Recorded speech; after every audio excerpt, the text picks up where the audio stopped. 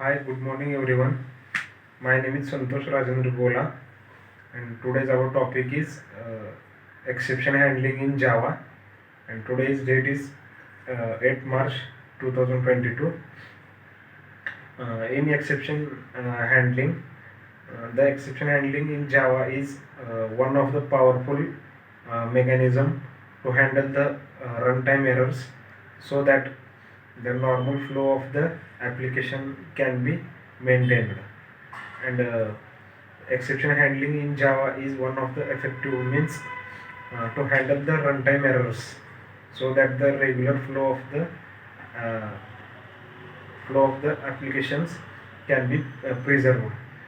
Java exception handling is a mechanism to such as a class not found exception make and remote exception, and these are the types, and the reference between checked and unchecked exception, difference between checked and unchecked exception.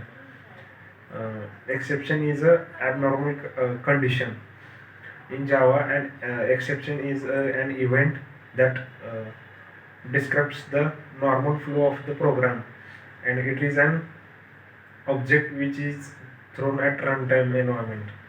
And exception handling is um, runtime errors such as a class not found exception, and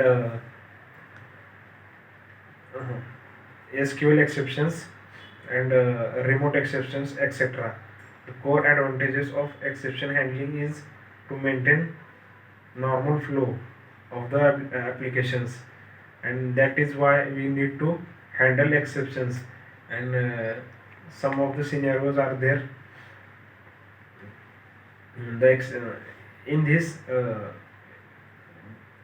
one of the powerful mechanism application can to handle the runtime errors, it can be maintained, and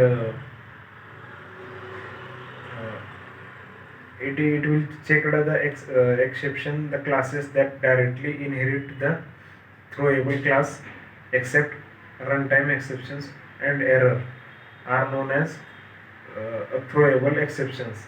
For example, in input output exceptions and SQL exceptions, checked exceptions uh, are the compile time uh, error, or it can be checked, and unchecked exceptions the classes that inherit the runtime error. Runtime exceptions are known as unchecked exceptions. And for example, arithmetic uh, exceptions, null pointer exceptions, and not checked at a compile time, but they are checked at runtime. And third one is error is a irrecoverable, and some of the errors are out of memory error, and virtual machine error, and assertion errors are the some examples. And in the exception handling, uh, we basically use try and the catch keyword. The try keyword is used to specify block where we should place the exception code, and it means we can't use try block alone, and the try block must be followed by either catch or finally. And after that, throw keyword. mm, the throw keyword is used to throw the exceptions directly, and catch keyword, uh, the catch block is used to handle the exception. It must be proceeded by try block, which means we can't use catch block alone.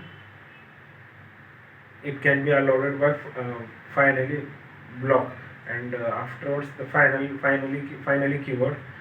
uh, in this um, the finally block is used to execute the necessary code of the program. It should be conducted whether the exception is handled or not, and it specifies that there may occur an exception in the method. It doesn't throw an exception, and it is always used with the method signature or and the